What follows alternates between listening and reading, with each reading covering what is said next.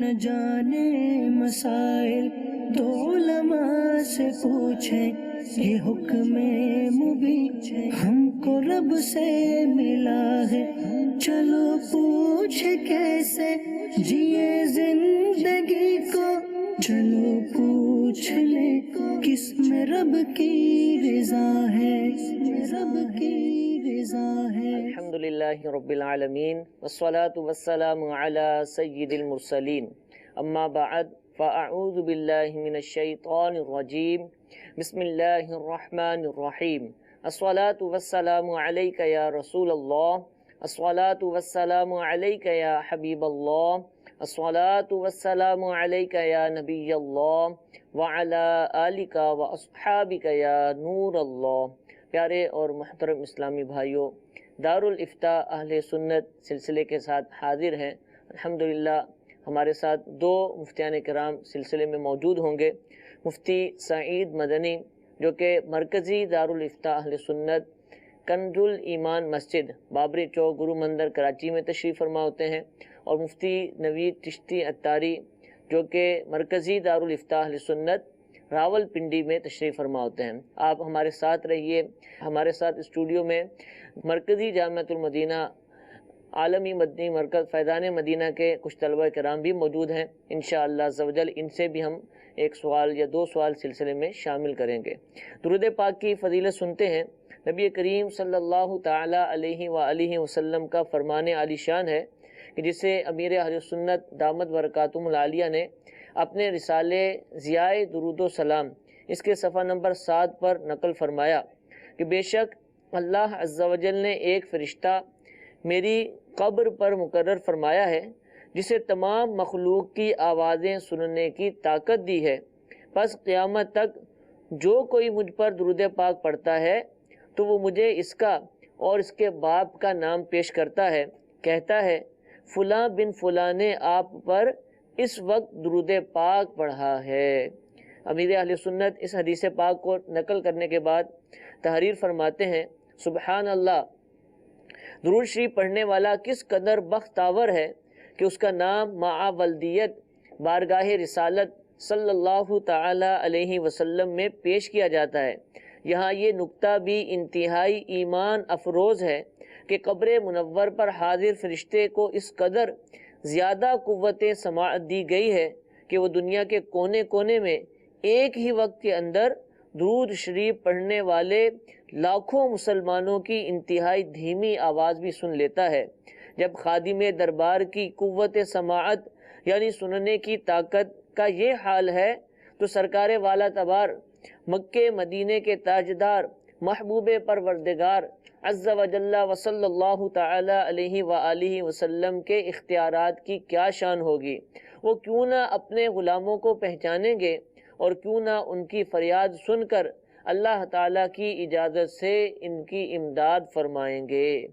اور کوئی غیب کیا تم سے نہاں ہو بھلا، جب نہ خدا ہی چھپا تم پہ کروڑوں درود۔ صلو علی الحبیب صلی اللہ تعالی علی محمد صلی اللہ تعالی علیہ وآلہ وسلم۔ بیان کردہ حدیث پاک اور اس طرح کی مختلف دیگر احادیث کریمہ کہ جن میں نبی کریم صلی اللہ تعالی علیہ وسلم پر درود و سلام پڑھنے کے فضائل بیان کیے گئے ہوں، ان کو پڑھنے کے لیے امیر اہل سنت کا رسالہ ضیاء درود و سلام اس کو ضرور بے ضرور حاصل کیجئے۔ مکتبۃ المدینہ سے آپ اس کو ہدیتاً بھی خرید سکتے ہیں، اور دعوت اسلامی کی ویب سائٹ سے آپ اس کو free of cost download بھی کر سکتے ہیں، دوسروں کو شیئر بھی کر سکتے ہیں۔ اللہ تعالیٰ میں کثرت سے درود پاک پڑھنے کی توفیق عطا فرمائے۔ کالز ہمارے پاس موجود ہیں، پہلی کال سلسلے میں شامل کرتے ہیں۔ جی میرا مفتی صاحب سے سوال ہے کہ ہم لوگ قضاء عمری کی جو نماز پڑھتے ہیں، مطلب جو رات کی جو وتر ہے وہ ضروری پڑھنے چاہیے یا نہیں پڑھنے چاہیے، میں نے پوچھنا تھا۔ جی حضور۔ الحمدللہ رب العالمین والصلاة والسلام علی سید المرسلین، اما بعد فاعوذ باللہ من الشیطان الرجیم، بسم اللہ الرحمن الرحیم۔ قضاء عمری میں جو ہے فرائض اور واجبات دونوں شامل ہوتے ہیں، تو اگر کسی کی عشاء کی نماز قضا ہو گئی ہے تو وہ 4 رکعت جو فرض ہیں اس کی بھی قضا کرے گا، اور 3 رکعت وتر جو ہے اس کی بھی قضا کرے گا، تو وطروں کی بھی قضا ہوتی ہے۔ ٹھیک ہے، اگر واجب چھوٹ گیا اور سجدہ سہو کرنا بھی بھول گیا تو اب نماز کا کیا حکم ہے کہ واجب چھوٹنے پر سجدہ سہو کرنا تھا وہ بھی نہیں کیا، واجب بھی چھوڑ دیا، کیا کریں گے؟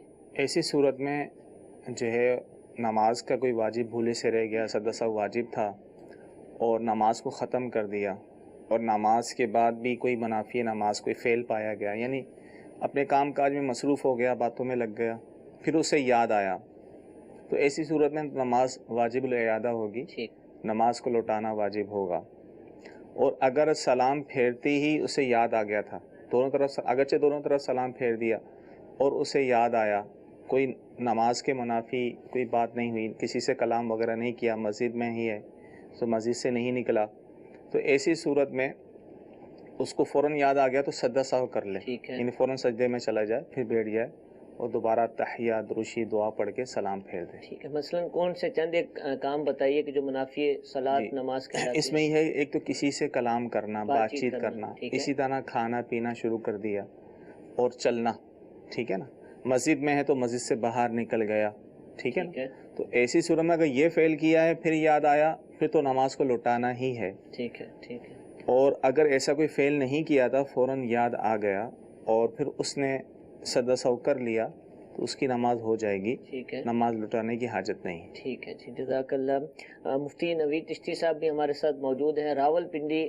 دارالفتاح اہل سنت سے۔ اگلی کال مفتی صاحب کے لیے لیتے ہیں جی۔ میں یہ جاننا چاہتا ہوں کہ اگر دو صورتیں آتی ہیں قرآن پاک اب نماز کے اندر، وہ لگا سکتے ہیں یا نہیں لگا سکتے؟ جی حضور، دو ہی صورتیں آتی ہیں، اس کے حوالے سے پوچھا جا رہا ہے۔ اگر کسی شخص کو دو ہی صورتیں آتی ہیں تو اس کے بارے میں یہ حکم ہوگا کہ وہ ان میں سے جو پہلی صورت اس کو یاد ہے وہ پہلی رکعت کے اندر پڑھ لے، اور جو دوسری ہے وہ دوسری رکعت کے اندر پڑھ لے۔ اور اب اس صورت میں 2 رکعت والی جو نماز پڑھے گا اس کے اندر تو اسی ترتیب سے پڑھ لے گا۔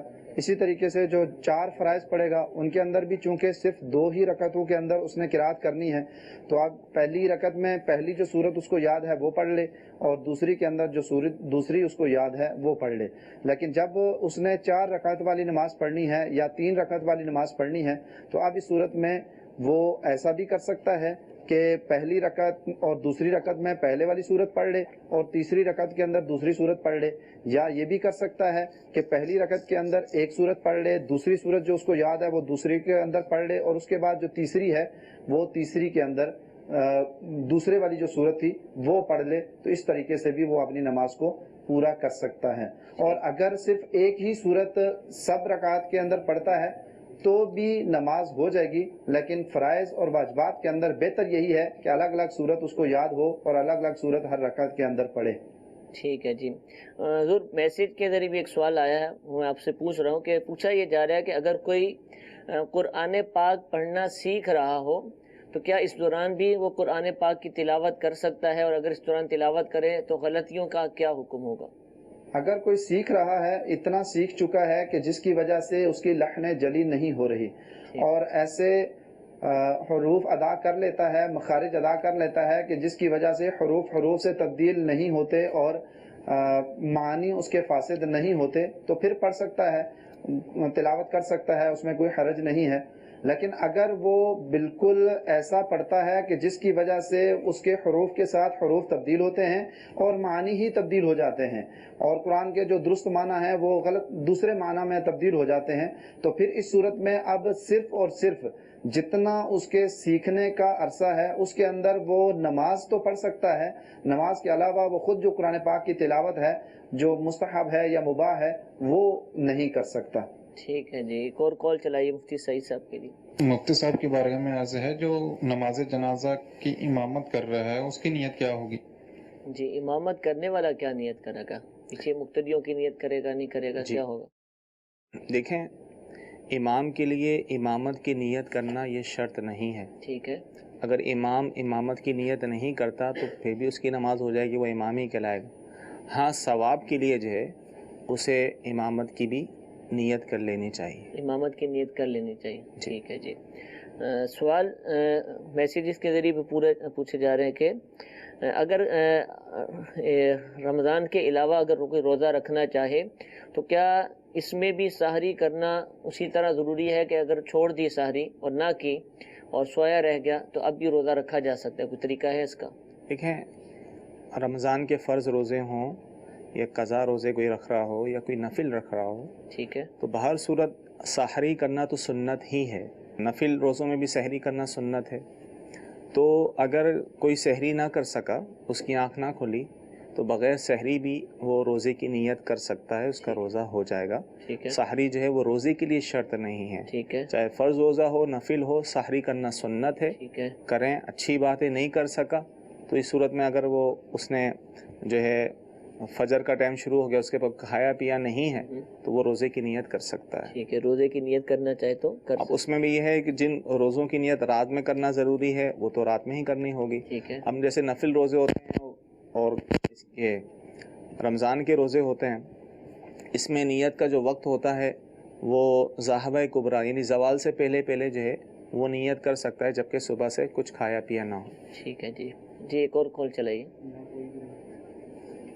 حضور یہ ارشاد فرمائے کہ جو مکہ مکرمہ مقیم ہے وہ مینا اور عرفات میں مقیم ہوگا یا وہاں قصر کی نمازیں پڑھے گا؟ جزاکم اللہ خیر۔ جی حضور، دیکھیں، جو مکہ میں مقیم ہے وہ مینا اور عرفات میں بھی مقیم ہوگا۔ ٹھیک ہے، اس کی وجہ یہ ہے کہ مکے سے مینا اور عرفات کا اتنا سفر نہیں ہے، یعنی وہ مدت مسافت نہیں بنتی کہ جس کی وجہ سے قصر نماز ہو، وہ مسافر کہلائے۔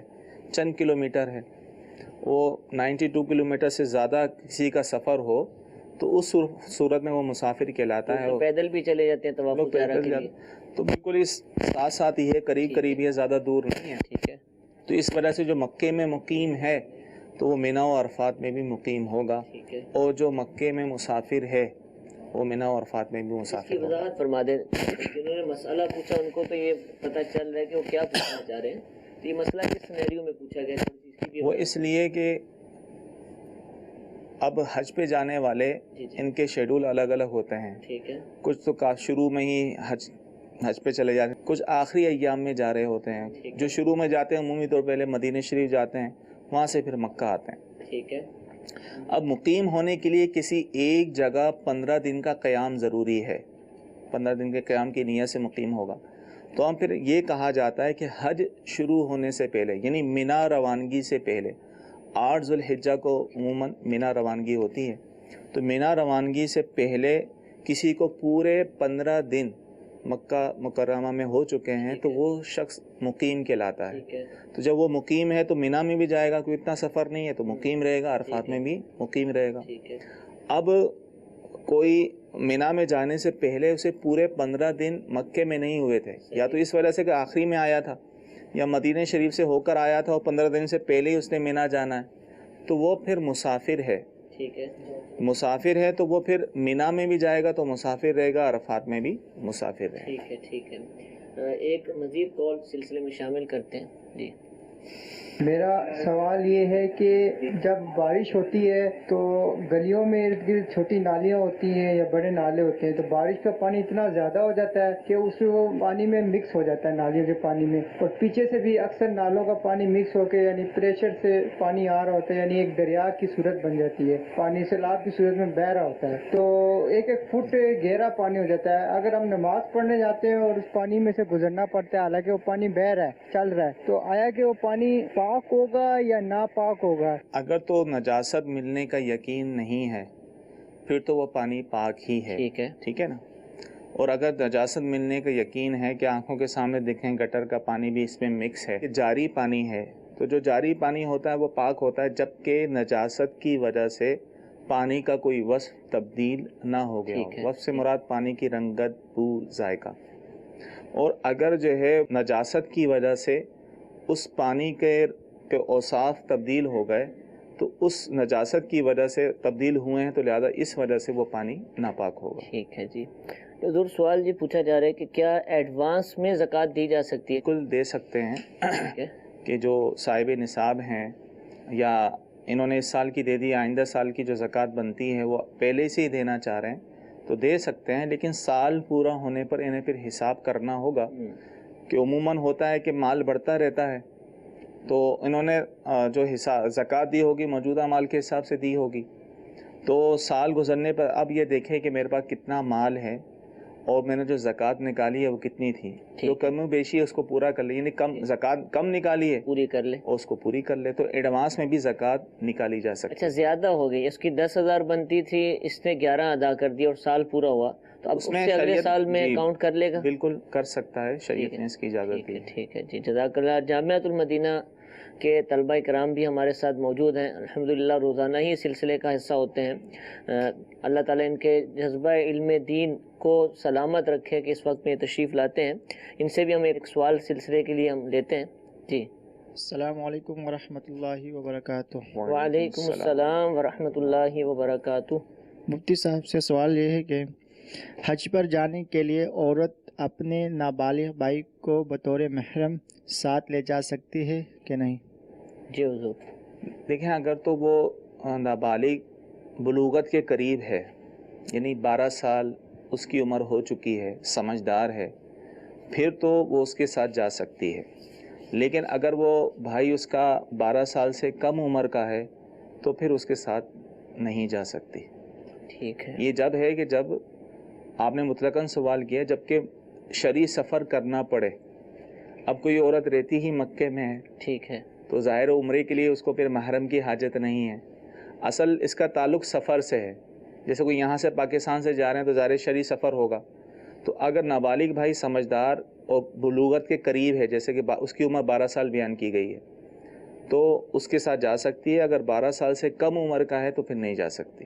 ٹھیک ہے۔ اچھا حضور، آپ نے وضاحت بھی فرمائی ہے، بالکل واضح مسئلہ ہے، لیکن لوگوں میں جو کنفیوژن ہے وہ یہ سمجھتے ہیں کہ جو محرم والا معاملہ نہیں حج عمرے کے ساتھ ہی ہے، جی تو عام جو سفر ہے نا اس میں وہ آ بھی رہے ہوتے ہیں، جا بھی رہے ہوتے ہیں، عورتوں کے حوالے سے عرض کر رہا ہوں، لیکن ادھر آتے ہیں تو ان کو بھی ہوتا ہے ہاں اس میں محرم چاہیے۔ جی بالکل۔ کیا یہ ایسے ہی ہے کہ یہ محرم والا مسئلہ صرف حج و عمرے کے سفر کے ساتھ ہے، یا دیگر جو اسفار ہوتے ہیں سفر ہم کرتے ہیں تو اس میں بھی ایسا دیکھیں ہی یہ ہوگا؟ ہر شرعی سفر کے ساتھ ہے، ٹھیک ہے، جس میں جو ہے کم سے کم 92 کلومیٹر سے زیادہ کا سفر ہو، ٹھیک ہے، اور آپ صحیح فرما رہے ہیں کہ عمومی طور پہ اس کا دھیان عام سفروں پہ نہیں ہوتا۔ حج یا عمرے کے لیے جا رہے ہوں تو پھر یہ اچھا ایک تو لوگ قانون پوچھتے ہیں۔ بھی ہے نا وہاں سے، وہ بھی نہیں آنے دیں گے بغیر محرم کے، جی جی۔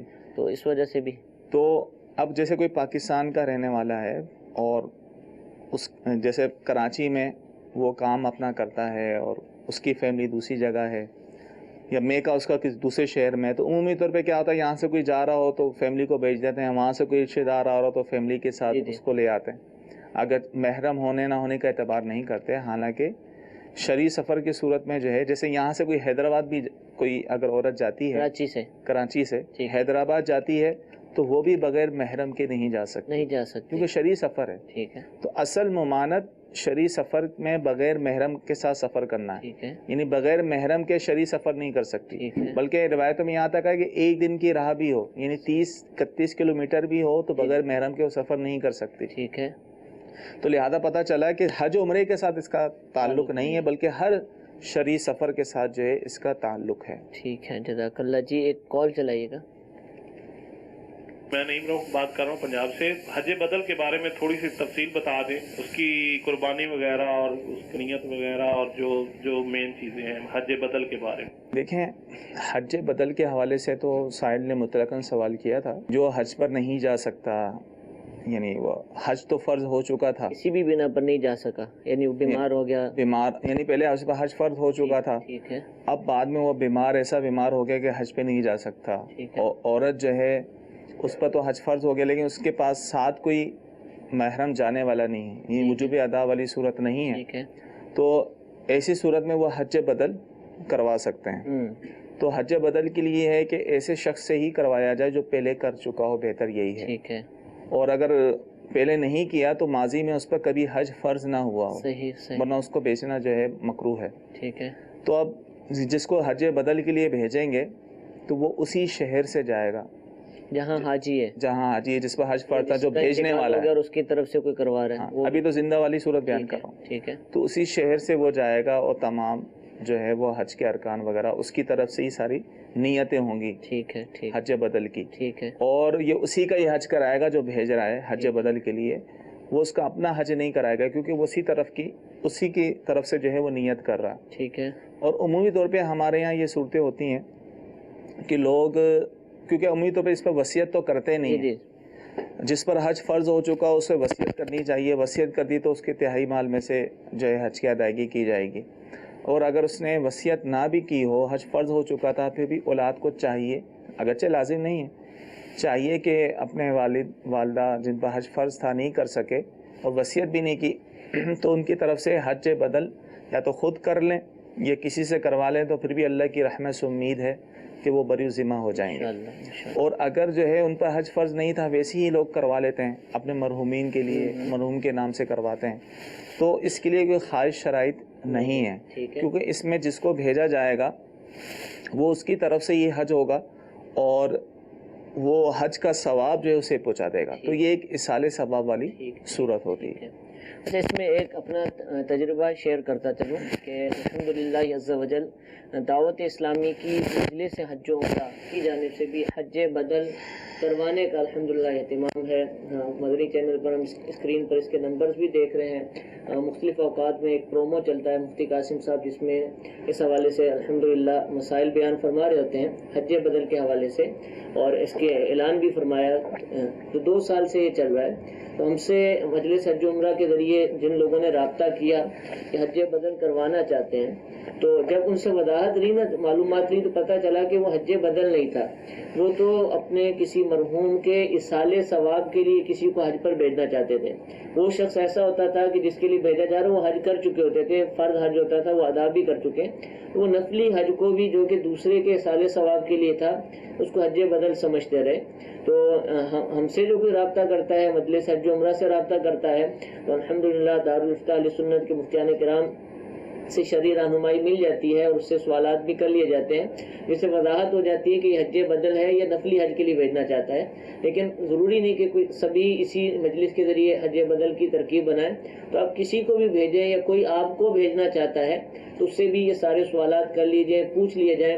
اور میں تو اس میں یہ عرض کروں گا کہ دارالفتہ اہل سنت میں رابطہ کر لیا جائے فون نمبرز کے ذریعے یا جا کر یا ہمارے سلسلے میں ہی سوال کر لیا جائے, اور اس کا جو صحیح مسئلہ ہے وہ معلوم کر کے ہی اس کے بعد حج کی جو ترکیب ہے وہ بنائی جائے. اللہ تعالیٰ میں شرعی رہنمائی لے کر دین کے احکام پر عمل کرنے کی توفیق عطا فرمائے.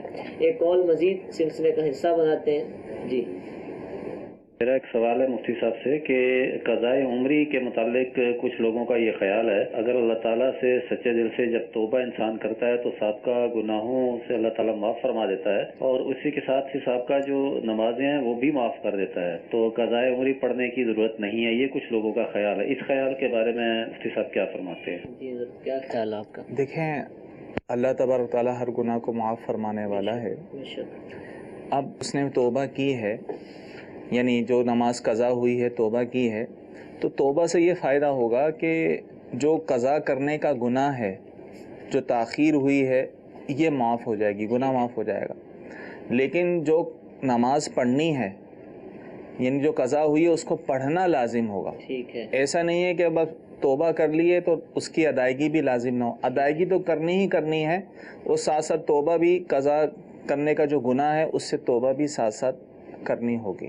ٹھیک ہے. جی, یعنی مثال یوں ہے کسی کو پیسے کسی نے چھین لیے مثال کے طور پر, تو اب احساس ہوتا ہے تو توبہ کرنے سے وہ جو اس نے عمل کیا تھا اس کا گناہ مٹ جائے گا. باقی اگر کسی کی رقم چھینی تھی یا کوئی مال دبایا تھا اس کی حق تلفی ہوئی ہے, اس سے بھی معافی مانگنی ہوگی اور اس کو مال اس کا واپس ایسا نہیں کہ لوگوں کا مال چھینتے رہیں اور اس کے بعد توبہ کرتے رہیں اور مال بھی ہڑپ کر جائیں.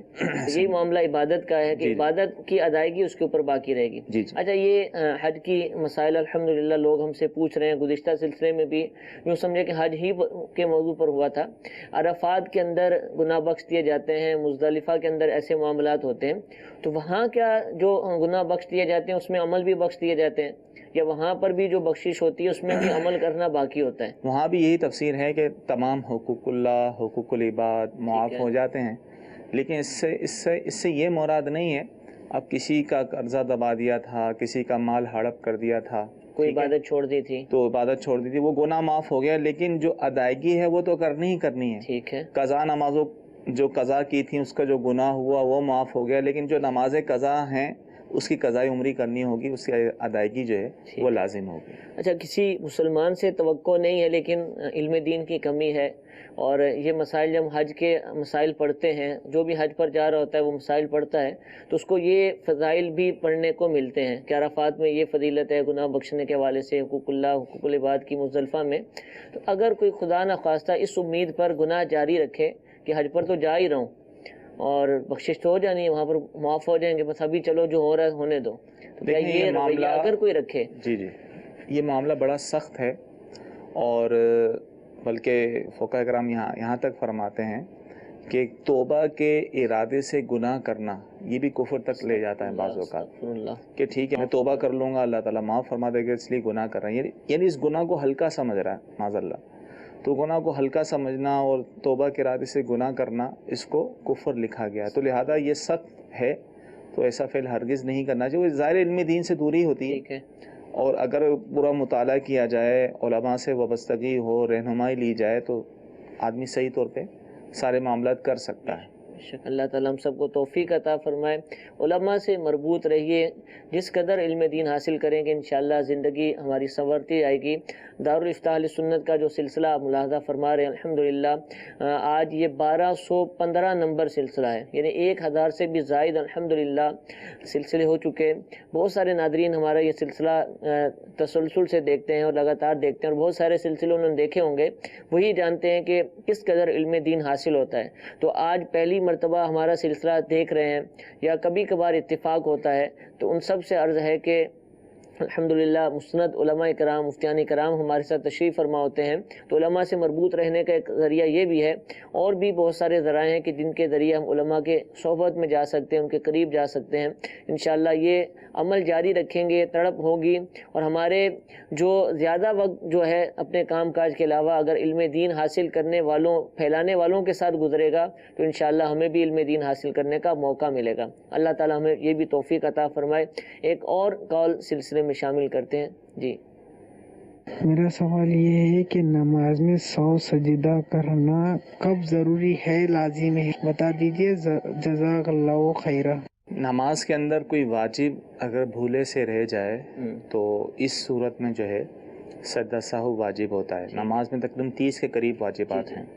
اب مثال کے طور پہ نماز میں فرضوں کی تیسری اور چوتھی رکعت کے علاوہ ہر نماز کی ہر رکعت میں الحمد شریف کے ساتھ سورت کا ملانا واجب ہے۔ پورے الحمد شریف کے پڑھنا اور سورت کا ملانا۔ کوئی سورت پڑھنا بھول گیا تو اس صورت میں سجدہ سہو لازم ہوگا۔ اسی طرح جیسے دعائے قنوت پڑھنا واجب ہے، وہ بھول گیا، رکوع میں چلا گیا تو آخر میں سجدہ سہو کر لے۔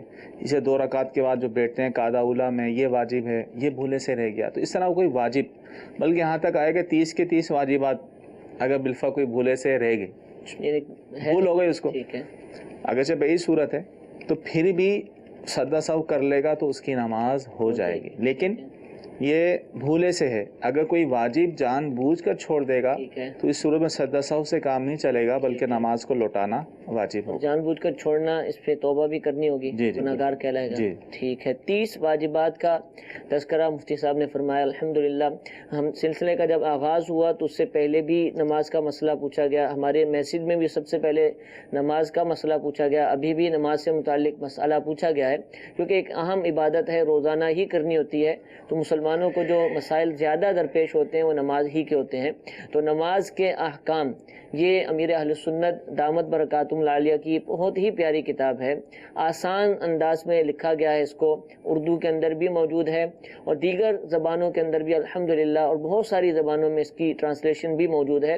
نماز کے احکام، لاز آف صلاح، دیگر زبانوں میں جو بھی اس کے لیے ورڈ استعمال ہوں گے، آپ اس کو دعوت اسلامی کی ویب سائٹ پر جائیں گے تو لینگویج کا جو آپشن ہے اس کے ذریعے آپ دیکھ سکتے ہیں کہ کتاب کن کن لینگویجز میں موجود ہے، اور جن ممالک میں وہ زبانیں بولی جاتی ہیں وہاں پر یہ دستیاب بھی ہوتی ہے۔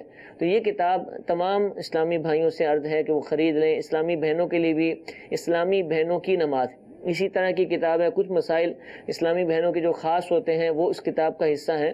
یہ کتابیں اگر خرید لیں گے، اپنے پاس رکھیں گے، اس کو پڑھیں گے تو انشاءاللہ عز و جل نماز کے جو بنیادی ضروری مسائل ہیں وہ انشاءاللہ ہم بآسانی سیکھ سکیں گے۔ واجبات کا تذکرہ کیا مفتی صاحب نے، 30 واجبات اسی کتاب کے اندر موجود ہیں، ان کو ہم پڑھیں، سمجھیں، یاد کریں، انشاءاللہ ہمارے مسائل حل ہونا شروع ہو جائیں گے۔ دعوت اسلامی کے سنتوں کی تربیت کے مدنی قافلوں کے مسافر بنیں گے تو وہاں پر یہ نماز کے جو احکام ہیں، اس کے واجبات ہیں، اس کے شرائط ہیں، اس کے فرائض ہیں، اس کی سنن و آداب ہیں، یہ الحمدللہ یاد کروائے جاتے ہیں۔ بار بار سفر کریں گے اور وقت دیں گے ان چیزوں کو سیکھنے کے لیے تو انشاءاللہ ایک دن آئے گا کہ ہم بھی اچھے انداز سے، بہت اچھے طریقے سے انشاءاللہ یہ سارے مسائل سیکھ جائیں گے۔ ایک مزید کال سلسلے میں شامل کرتے ہیں۔ جی میں یہ پوچھنا چاہ رہا ہوں کہ مسجد عائشہ حرم کی حدود میں ہے یا حرم سے باہر ہے؟ جی، مسجد عائشہ جہاں سے عمرے کا احرام باندھ کر حجاج آتے ہیں۔ دیکھیں مسجد عائشہ حدود حرم سے باہر ہے، باہر ہے، ٹھیک ہے۔ اور جیسی مطلب بالکل ساتھ ساتھ ہی جیسے حدود حرم ختم ہوتا ہے اس کے بالکل اینڈ میں جو ہے مطلب حدود حرم کے باہر مسجد عائشہ ہے۔ جو مکے میں رہنے والے ہوتے ہیں، جو عمرہ یہاں سے جا کے عمرہ کر لیتے ہیں، بھی وہیں ٹھہرتے ہیں مکے میں، اب انہوں نے عمرے کا احرام باندھنا ہو تو جو مکے میں رہنے والا ہے عمرے کا احرام باندھے گا تو اس پر لازم ہے کہ حدود حرم سے باہر جا کر احرام باندھیں۔ ٹھیک ہے۔ اب حدود حرم سے باہر سب سے قریب مسجد عائشہ ہی ہے، اسی طرح حدیبیہ کا مقام ہے، مسجد جعرانہ، ٹھیک ہے۔ تو یہ مقامات ہیں سب حدود راستے ہیں کہ جہاں لوگ جاتے ہیں، اس کے علاوہ بھی ہو سکتی جگہ، اس کے علاوہ حدود حرم کے باہر کہیں بھی چلا جائے اگرچہ وہاں مسجد وغیرہ نہ بھی ہو، عمومی طور پہ ان جگہوں پہ مسجدیں بنی ہوئی ہیں۔ مسجد عائشہ سے حضرت عائشہ رضی اللہ تعالیٰ عنہا نے احرام باندھا تھا آپ علیہ الصلوۃ والسلام کے ارشاد پر، اور مسجد جعرانہ سے آپ علیہ الصلوۃ والسلام نے خود احرام باندھا بذات خود، تو اس لیے لوگ اس کو بڑا عمرہ کہتے ہیں، اور مسجد عائشہ سے جو احرام باندھتے ہیں اس کو چھوٹا عمرہ کہتے ہیں۔ وہاں کا حکم تھا، وہاں کا حکم تھا، حالانکہ در حقیقت یہ ہے علماء یہ فرماتے ہیں کہ مسجد عائشہ سے احرام باندھنا زیادہ افضل ہے، ٹھیک ہے، کیونکہ یہاں آپ علیہ السلام نے یہاں سے احرام باندھنے کا حکم ارشاد فرمایا اور وہاں سے بذات خود باندھا، ٹھیک ہے، تو قول فعل سے افضل ہے، تو اس طور پہ کہا گیا ہے جس کے بارے میں خود ارشاد فرمایا تو وہاں سے احرام باندھنا افضل ہوگا۔ وہاں کے لوگ تھوڑے سے کنفیوژن کرتے ہیں کہ بھائی نہیں مسجد عائشہ سے جو ہے احرام نہیں باندھ سکتے، آپ کو میقات میں جانا پڑے گا۔ وہاں یہ لوگ وہاں اس طرح کے ہیں، ڈرائیور حضرات جو ہوتے ہیں ٹیکسی وغیرہ وہ بھی کہتے ہیں بھائی یہ یہاں سے نہیں چلی جائیں، تو وہاں باہر آپ لوگوں کو جانا چاہیے۔ تو مسئلہ یہی ہے کہ جو مکے میں ہے اور وہ عمرہ کرنا چاہتا ہے تو وہ حدود حرم سے باہر جائے، اور مسجد عائشہ بھی حدود حرم سے باہر ہے تو لہذا وہاں جا کر وہ احرام باندھ سکتا ہے۔ ٹھیک ہے۔ اچھا، احرام سے مراد کیا ہے؟ لوگ عموماً چادریں سمجھتے ہیں، لیکن یہ اس کا ایک جز ہے پابندیوں میں سے۔ یہ چادریں کیا ہوٹل سے باندھ کر لپیٹ کر اپنے جسم پر پھر جا سکتا ہے، یا یہ بھی وہیں جو واش روم وغیرہ بنے ہیں یا جو بھی جگہ مخصوص وہاں جا کر ہی پہننی ہے؟ دیکھیں اصل تو احرام جب شروع ہوتا ہے جب بندہ نیت کرے، صرف چادریں پہن لی، جیسے یہاں سے بھی جو جاتے ہیں وہ اپنے گھر سے ہی بعض احرام باندھ لیتے ہیں، بعض ایئرپورٹ پہ باندھتے ہیں، تو نیت جہاز میں بیٹھ کے کرتے ہیں جب میقات آتی ہے جب کرتے ہیں۔ تو اسی طرح اب مکے میں اگر کسی ہوٹل میں ٹھہرے ہوئے یہ بھی کر سکتے ہیں، وہیں سے ہی احرام باندھ لیں، چادریں لپیٹ لیں، چادر لپیٹ لیں، نیت جو ہے وہ حدود حرم سے باہر مسجد عائشہ جانا چاہتے ہیں یا کہیں اور تو وہاں جا کے نیت کریں، ٹھیک ہے، ٹھیک ہے، تو یہ بہتر۔ اور اگر چاہتے ہیں نہیں وہیں احرام باندھنا تو یہ بھی صحیح ہے، یعنی دونوں طرح اختیار ہے، جا کر عام کپڑوں میں وہاں چلے جائیں اور وہاں جو ہے احرام پہن لیں، چادریں پہن لیں اور پھر نیت کر لیں، پھر جو ہے حرم میں داخل ہو جائیں۔ ٹھیک ہے جی، جزاک اللہ۔ جی ایک اور کال چلائیے۔ میرا مفتی صاحب سے یہ سوال ہے کہ جسے بھولنے کی بیماری ہو، اسے وضو کا ٹوٹنا یاد نہ رہتا ہو، تو کیا وضو پھر کر سکتا ہے، یا اس کے بارے میں شریعت کیا کہتی ہے؟ جی حضور، اگر یہ معاملہ ہو، مشکل معاملہ ہے، دیکھیں وضو تو کر سکتا ہے، ہر نماز کے لیے تازہ وضو کرنے کی نیت سے کرے گا ثواب ہے، وضو علی الوضو کی نیت سے، لیکن رہا تعلق کہ اس کو بھولنے کا مرض ہے تو جب تک یقین نہ ہو اس وقت تک ہم اس کو وضو ٹوٹنے کا حکم نہیں دیں گے۔ ٹھیک ہے، اب اسے یاد نہیں ہے، شک ہے، پتہ نہیں ٹوٹا ہے یا نہیں ٹوٹا، تو ایسی شک کی بنا پر یا اس کو بالکل یاد ہی نہیں ہے، اس بنا پر ٹوٹنے کا حکم نہیں دیا جائے گا، اس کا وضو برقرار رہے گا۔ ٹھیک ہے، ٹھیک۔ ہاں اگر جب تک یقین حاصل ہو جاتا ٹوٹا تھا تو پھر اس صورت میں جو ہے وضو ٹوٹ جائے گا۔ ٹھیک ہے، ٹھیک، کرنا ہی ہوگا۔ جی ایک کال چلائی۔ اب मैं जोहर की नमाज कज़ा लौटाना चाह रहा हूँ, तो उसको मैं क्या पूरी नमाज को लौटाऊंगा कि सिर्फ फर्ज लौटाऊंगा? दूसरा ये था कि मतलब मैं जोहर की नमाज पढ़ रहा हूँ कज़ा, उसको हर नमाज के साथ सिर्फ यही नियत करूंगा कि जोहर की नमाज, या उसके अलावा दिन या इस तरह का कोई? जी देखें, जो जोहर की नमाज किसी की कज़ा हो गई, जी जी, अब वो किसी और वक्त में पढ़ रहा है, तो वो सिर्फ 4 फ़र्ज ही पढ़ेगा। ठीक है, कि कज़ा नमाज में सिर्फ फ़राइज़ पढ़े जाते हैं और वाजिब, 3 वितर वाजिब। और इन्होंने कहा जोहर की नमाज पढ़ रहा हूँ तो 4 सुन्नत, 4 फ़र्ज, 2 सुन्नत, 2 नफिल में जोहर की नियत करेंगे। जी हाँ, जोहर की नहीं, ये नियत करें आज जोहर के 4 रकात नमाज सुन्नत, 4 रकात नमाज फ़र्ज। असल देखें, नियत दिल के इरादे को कहते हैं, ज़बान से कहना ज़रूरी नहीं। अगर ज़बान से उसे ना भी कहा दिल में, ये था कि कज़ा जब कर रहा हूँ तो उसमें फिर मुतय्यन करना होगा कि फलां दिन की कज़ा पढ़ रहा हूँ, फलां दिन की पढ़ रहा हूँ, फलां। देखें, अगर तो याद है तो फिर तो मुतय्यन करना है, जैसे कल जोहर की या आज जोहर की, यानी रात को कज़ा कर रहा है और आज जोहर की कज़ा करा, तो ये नियत ये करनी होगी, ये नियत इसके दिल में होनी चाहिए कि आज जोहर की 4 रकात नमाज फ़र्ज कज़ा कर रहा हूँ। कल की है या परसों की याद है तो करे, अगर याद नहीं है, बहुत सारी नमाजें कज़ा हैं, तो फिर ये नियत करें मुझ पर जो सबसे पहले जोहर की कज़ा हुई है, कोई भी नमाज या सबसे आखिर में कज़ा हुई, इस तरह नियत करनी होगी। आपके जवाब में वजाहत होगी, इशारतन हुई है, लेकिन सवाल है इसलिए मैं पूछ रहा हूँ कि अगर किसी की आज की जोहर की नमाज कज़ा हो जाए, क्या आज असर के वक्त में कर सकता है, या फिर अगले दिन जोहर के वक्त ही में जोहर की नमाज कज़ा होगी, असर के वक्त में असर की कज़ा करेंगे, क्या है? देखें, वो तो कर सकता है, बल्कि जो शख्स साहिब तरतीब है, जी जी, मिसाल के तौर पर उसको कोई नमाज कज़ा नहीं थी, आज जोहर की कज़ा हो गई, ठीक है, और तो फिर तो उस पर लाजिम है कि असर से पहले पहले, यानी असर की नमाज पढ़ने से पहले पहले वो जोहर की कज़ा करे। जोहर की कज़ा याद होने के बावजूद वो अगर असर की नमाज पढ़ता है तो उसकी नमाज नहीं होगी। ठीक है, ये तो एक साहिब तरतीब वाली, तो ऐसे लोग कम ही होते हैं। ज़्यादातर उमूमी तौर पे ऐसे लोग होते हैं जिनकी कज़ा नमाजें ज़्यादा होती हैं, तो अब उन पर तरतीब लाजिम नहीं है। तो अब वो असर के वक्त भी कर सकते हैं, मगरिब के वक्त भी कर सकते हैं, इशा के वक्त भी कर सकते हैं। ये ज़रूरी नहीं है कि जो नमाज जिस वक्त में कज़ा हुई है उसको अगली दफ़ा उसी वक्त में करना है, ऐसा नहीं। जिस वक्त में चाहे मकरूह औकात के अलावा कज़ा कर सकते हैं। साहिब तरतीब का मसला भी बयान फरमा दें, किसको कहते हैं? एक दफ़ा फिर या जिस पर जो है कोई नमाज कज़ा ना हो, ठीक है, या मिसाल के तो 5 नमाजें कज़ा हैं, ठीक है, 5 से ज़्यादा, 5 या उससे कम नमाजें कज़ा हैं, तो वो शख्स साहिब तरतीब होगा। अब उसे तरतीब लाजिम है कि पहले वो कज़ा वाली पढ़ेगा, फिर अदा वाली पढ़ेगा। 5 से ऊपर हो जाएंगे तो अब ये इसका वो हुक्म नहीं है, लेकिन इसको भी चाहिए कि फौरन अपनी कज़ा नमाजें अदा करें। अमीर अहले सुन्नत दामद बरकातुहुल आलिया अल्हम्दुलिल्लाह बहुत ज़्यादा तरगीब दिलाते हैं साहिब तरतीब बनने की। कुछ अर्सा पहले मदनी मुज़ाकरों में इसकी काफ़ी तहरीक भी चलाई गई। तो जिन जिन पर कज़ा नमाजें हैं उनको चाहिए कि फ़ौरन अदा करें, बल्कि इससे पहले तौबा की जाए कि जो नमाजें उनसे कज़ा हुई हैं और उनकी अदायगी का भी अहतमाम किया जाए, और फिर जो नमाजें रोज़ाना की बुनियाद पर पढ़नी है, जो फ़र्द हैं, उनको अपने औकात में पढ़ा जाए। एक और कॉल सिलसिले में शामिल करते हैं। जी, मेरा सवाल ये था कि मैंने एक दुकान गिरवी ले ली, आया कि मेरा आगे मैं वो किराए पे देना चाह रहा हूँ, मैं क्या गिरवी ले सकता हूँ? गिरवी लेना मेरे लिए गिरवी लेना जायज़ है? असल सवाल तो ये कि आगे किराए पर देना जायज़ है कि नहीं? गिरवी को शायद ये एडवांस वाली रकम को भी कह रहे हैं, मुमकिन है ये भी होगा। ठीक है, देखें, एक शख्स ने किराए पे जगह ली है, वो आगे किराए पर तो दे सकता है, लेकिन जितने किराए पर उसने खुद ली है उससे ज़्यादा किराए पर वो नहीं आगे दे सकता। और उमूमी तौर पे होता यही है कि किराए पे लेके आगे ज़्यादा किराए पे देते हैं। हाँ, अगर उसमें कुछ तामीरात वगैरह कुछ इस तरह की चीज़ें की हैं कि असल से उसमें थोड़ी तब्दीली आ गई है, तो उस वजह से अगर किराया वो ज़्यादा ले रहा है फिर तो जायज़ होगा। और अगर ऐसी कोई तब्दीली नहीं की, लिया और आगे उसको ज़्यादा कीमत पर किराए पे दे दिया, तो ये सूरत जायज़ नहीं होगी। ठीक है, लेकिन अगर ये गिरवी ही का पूछ रहे हैं, रहन जो रखा जाता है गिरवी, उसके हवाले से फिर क्या हुक्म? किसको किसी ने गिरवी दी अपनी जायदाद और आगे इन्होंने किराए पर दे दी? देखें, इस तरह तो जो चीज़ गिरवी रखवाई जाए ना, जी, तो गिरवी रखवाने वाला और जिसके पास रखवाई गई उसको इस्तेमाल नहीं कर सकता। अच्छा, ठीक है, कायदा तो यही है, इस्तेमाल करना जायज़ नहीं है। और उमूमी तौर पे हमारे यहाँ राइज यही है कि गिरवी रखवाया इसलिए जाता है कि उसको इस्तेमाल करेगा, जी, है ना।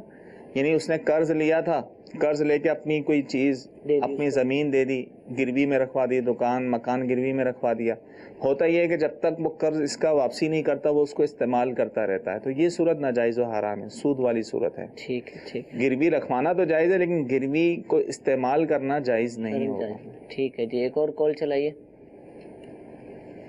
مفتی صاحب سوال ہے کہ کوئی نابالغ بچہ دوسرے نابالغ بچے کو اپنی چیز دے سکتا ہے یا نہیں؟ برائے مہربانی جواب ڈاکٹر فرمائیے. جی حضور, نابالغ کو چیز دے سکتا ہے؟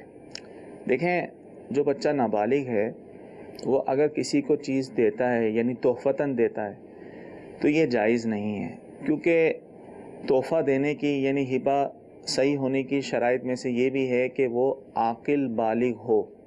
ٹھیک ہے, کوئی ناسمجھ بچہ یا نابالغ بچہ جو ہے وہ اپنی ذاتی چیز کسی کو گفٹ نہیں کر سکتا, بلکہ فقہاء کرام نے یہاں تک فرمایا ہے کہ اگر نابالغ نے کسی کو اپنی ذاتی چیز گفٹ کر دی ہے تو وہ اس سے واپسی لی جائے گی, کیونکہ اس کا یہ دینا ہی جائز نہیں ہے, اس کا یہ ہبہ کرنا, گفٹ کرنا, تحفہ دینا ہی جائز نہیں ہے. ہاں اگر ایسا ہے کہ والدین نے بچے کو اس لیے چیز دی ہے کہ آگے کسی کو ہبہ کریں یا صدقہ کریں تاکہ بچے کی یہ عادت بنے آگے دینے کی, صدقہ کرنے کی, مال کی محبت, دنیا کی محبت کم ہو, اس طور پر والدین نے عادت بنانے کے لیے اس کو دیا ہے تو پھر تو ظاہر ہے جائز ہے, اس میں کوئی حرج نہیں کہ اس کو آگے دینا ہے. لیکن جو صورتیں, آپ کن صورتوں میں بچہ مالک ہوتا ہے اور کن صورتوں میں نہیں ہوتا, یہ ایک تفصیلی بحث ہے. ٹھیک ہے, ٹھیک. تو مسئلہ یہی نکلا کہ اگر جس صورت میں بچہ جس چیز کا مالک ہو جاتا ہے تو اپنی وہ ذاتی چیز نابالغ جو ہے کسی کو گفٹ نہیں کر سکتا, وہ صدقہ و خیرات بھی نہیں کر سکتا. اچھا, ایک بڑا دلچسپ سوال ہم سے میسج میں پوچھا جا رہا ہے کہ سوال یہ ہے کہ اگر کسی بیٹے نے اپنے باپ سے ادھار رقم لی, اب باپ کا انتقال ہو گیا تو مرنے کے بعد, باپ کے انتقال کے بعد وہ ادھار رقم کس کو لوٹائے گا؟ وہ ادھار رقم ورثہ کو لوٹائے گا. اب یہ خود بھی وارث ہے, اگر یہ خود ہی وارث ہے تو اگر تو اکیلا ہی ہے, جیسے مثال کے تو ایک ہی بیٹا ہے اور اس کی اور کوئی نہیں ہے, والدہ کا بھی پہلے انتقال ہو گیا, تو ظاہر ہے یہ اپنے پاس ہی رکھے گا. ٹھیک ہے. اور اگر اس کے اور بھی بہن بھائی ہیں تو اس رقم میں سے اس کا جو حصہ ہے وہ تو اپنے پاس رکھے گا, بقیہ حصے جو ہے وہ دیگر ورثاء کے حصوں کے مطابق وہ تقسیم کر دے گا. ٹھیک ہے. اچھا, اسی طرح کا ایک اور سوال ہے وراثت سے متعلق, طویل ہے, اس کا ایک حصہ میں آپ سے پوچھ لیتا ہوں کہ وراثت کا مکان تھا, اس کی قیمت لگوائی گئی اور اس جو رقم اس کی بنتی تھی ورثاء کے حصوں کے مطابق, ان میں سے 2 ورثاء کی ان کے حصوں کے مطابق رقم سے شادیاں کر دی, تو کیا یہ عمل درست ہے؟ دیکھیں, اگر تو ان کی اجازت سے کی اور بتا کر کی کہ یہ تمہارے حصے سے ہی کر رہے ہیں, تمہارے حصے سے ہی مائنس ہوگا, پھر تو ظاہر ہے اس میں کوئی حرج نہیں ہے. اور اگر اس طرح نہیں کیا, ان کو بتا کر نہیں کی یا شادی کی تو یہ نہیں کہا کہ تمہارے حصے سے مائنس ہوگا, تو لہٰذا جب وہ وراثت تقسیم ہوگی تو ان کو پورا حصہ دیا جائے گا. لیکن اگر بتا کر کہا کہ تمہارے حصے سے ہی ہم کر رہے ہیں تو پھر کوئی حرج نہیں, سب کی رضامندی شامل ہوگی. یہ جن کا سوال میں نے پوچھا ہے, ان کا سوال تھوڑا طویل ہے اور کافی جزیات ہیں, ان کو چاہیے کہ دارالافتاء اہل سنت سے رابطہ کریں اور مزید جو سوال کا حصہ ہے یا جو مزید وضاحتیں ہیں وہ دارالافتاء اہل سنت میں فون کر کے یا وہاں حاضر ہو کر ہی آپ پوچھیں تو انشاءاللہ اس کی وضاحت ہو پائے گی. ایک اور کال چلائیے. دارالافتاء اہل سنت میں میرا یہ سوال ہے, کیا ساس اپنے داماد کی طرف سے عمرہ کر سکتی ہے؟ جواب ارشاد فرما دیجیے.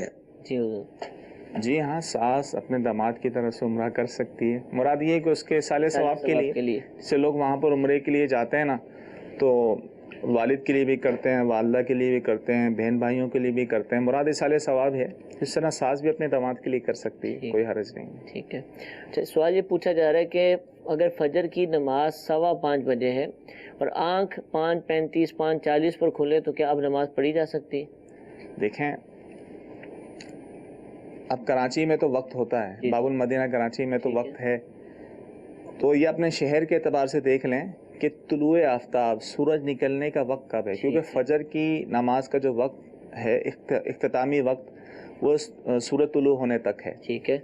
تو سورج طلوع ہونے سے پہلے نماز کا وقت ہے, وہ نماز پڑھ لیں گے تو ان کی نماز ادا ہو جائے گی, جبکہ سورج طلوع ہونے سے پہلے پوری نماز کو وہ ختم کر لیں. ٹھیک ہے.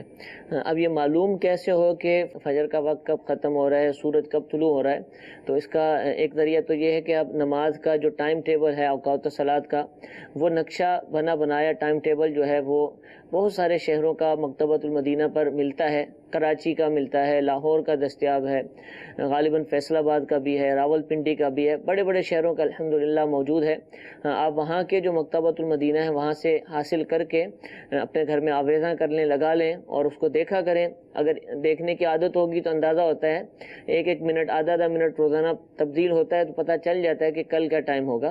دوسری صورت یہ ہے کہ اینڈرائڈ موبائل یا دیگر جو ہمارے موبائل ہیں سافٹ ویئر جن کے اندر ڈل جاتے ہیں, کئی لوگوں کے پاس موجود ہوتے ہیں. دعوت اسلامی کی مجلس IT نے مجلس توقیر کہ جو یہ ٹائم ٹیبل بناتی ہے اس کی مدد کے ساتھ نماز کے اوقات کا بہت ہی پیارا سافٹ ویئر بنایا ہے پریئر کے حوالے سے, اوقات الصلاۃ کے نام سے.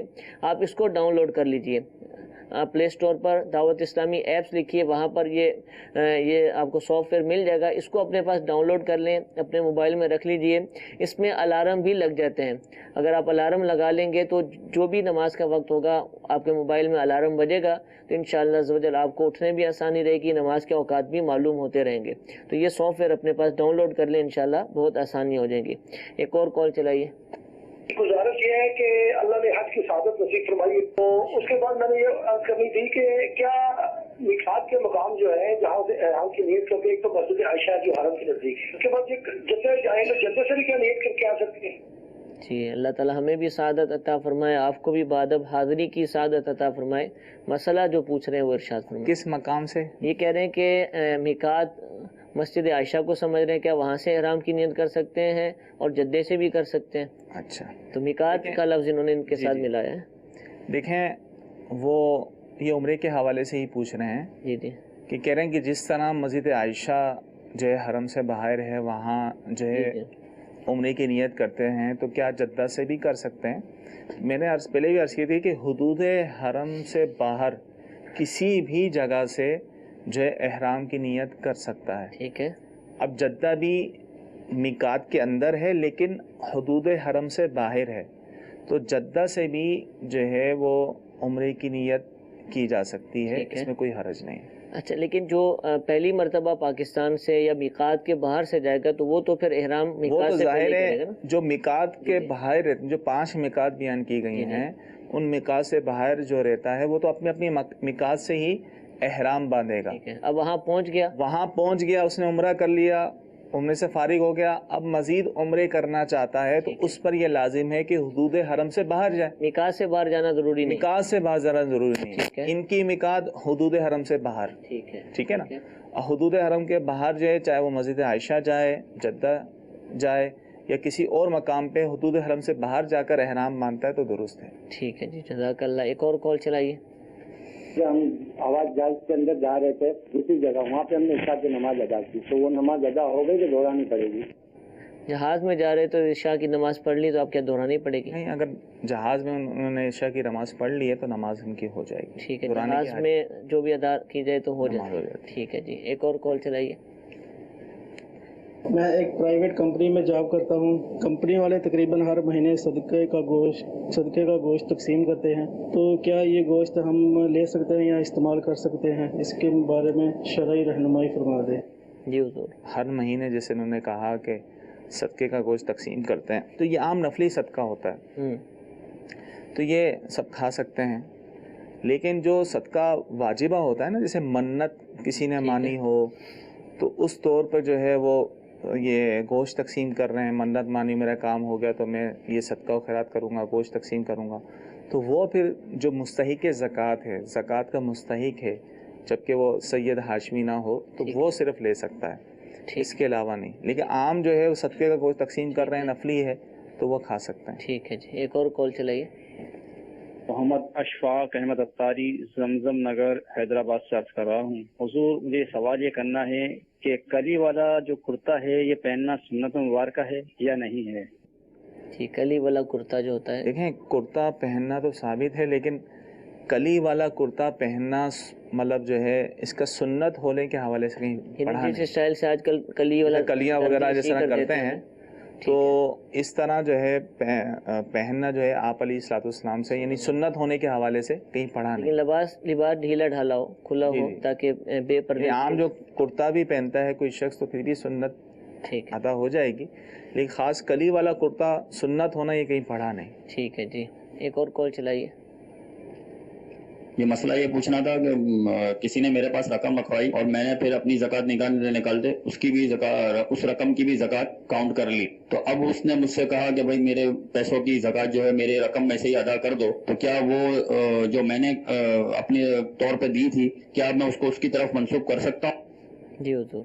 اب دیکھیں انہوں نے تو پہلے تو جو زکوٰۃ ادا کی ہے وہ ظاہر ہے ان کی اجازت سے نہیں کی، اپنی مرضی سے کر دی. ان کے پاس رقم رکھی تھی اپنی بھی دوسرے کی بھی، اس نے کل مال کی جو ہے وہ زکوٰۃ ادا کر دی ہے. اب بعد میں اس نے کہا بھائی میری بھی رقم کی ادا کر دینا.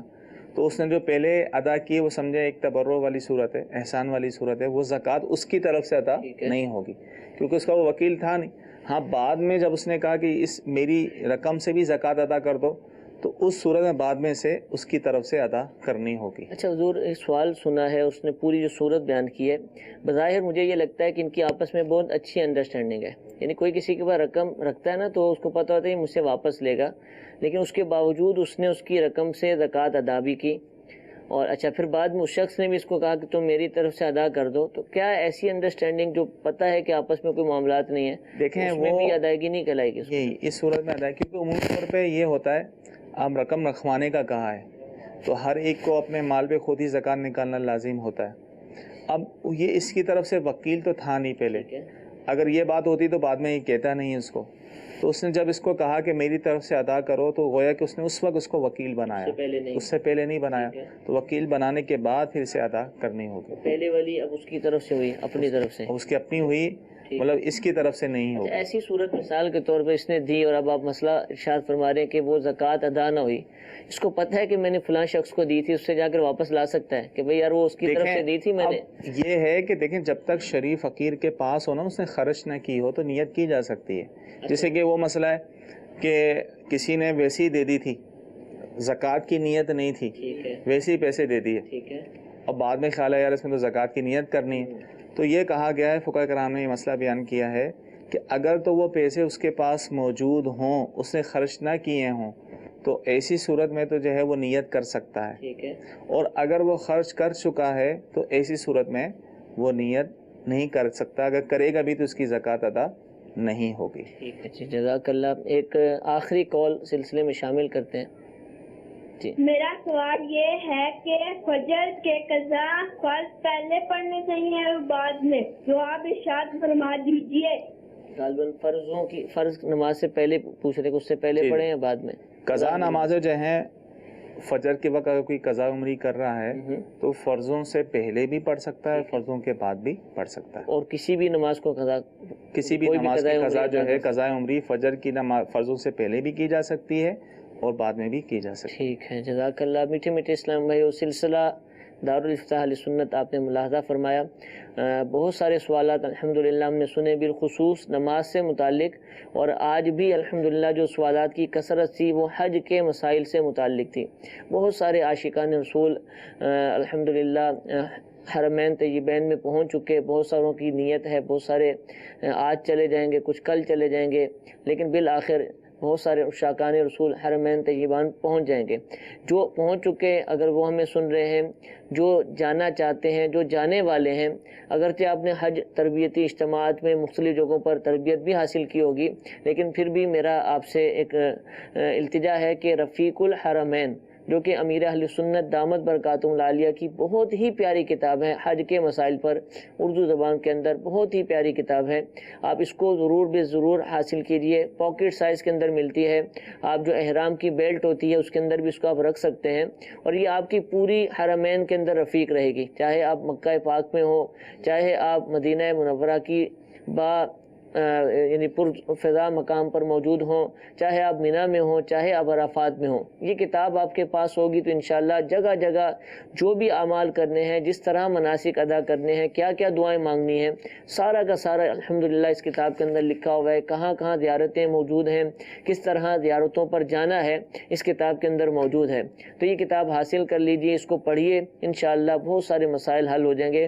حج بدل سے متعلق ایک سوال ہمارے پاس آیا تھا، اس کے اندر باقاعدہ حج بدل سے متعلق بھی ایک باب موجود ہے، اس کو پڑھ لینے سے انشاءاللہ تشفی ہو جائے گی۔ سوال جواب کی صورت میں احرام سے متعلق یا دیگر معاملات سے متعلق بہت سارے سوالات اور جوابات الحمدللہ اس کتاب کا حصہ ہیں، ان سے بھی بہت زیادہ فائدہ حاصل ہوتا ہے۔ کیا کیا احتیاطیں کرنی چاہیے، کیا کیا سامان ساتھ لے کر جانا چاہیے، کیا کیا طریقے اپنانے چاہیے کہ جس کی وجہ سے ہمارے مناسک آسان ہو جائیں، وہ بھی اس کتاب کے اندر موجود ہیں۔ پڑھنے کے بعد ہی اس کی افادیت، اس کا فائدہ ہمیں معلوم ہوگا۔ اللہ تعالیٰ ہم سب کو، جو حج پر جا رہے ہیں، جو عمرے پر جا رہے ہیں، جو نہیں جا رہے ہیں، تمام مشتاقان رسول کو اس کتاب کا مطالعہ کرنے کی توفیق عطا فرمائے۔ سلسلے کا وقت ختم ہوا، اللہ تعالیٰ ہم سب کو جو کچھ سنا اس کو یاد رکھنے، اس پر عمل کرنے اور دوسروں تک پہنچانے کی توفیق عطا فرمائے۔ آمین بجاہ النبی الامین، صلو علی الحبیب صلی اللہ تعالی علی محمد صلی اللہ علیہ وسلم۔ نہ جانے مسائل تو علماء سے پوچھیں، یہ حکم مبین ہم کو رب سے ملا ہے، چلو پوچھ کیسے جیے زندگی کو، چلو پوچھ لیں کس میں رب کی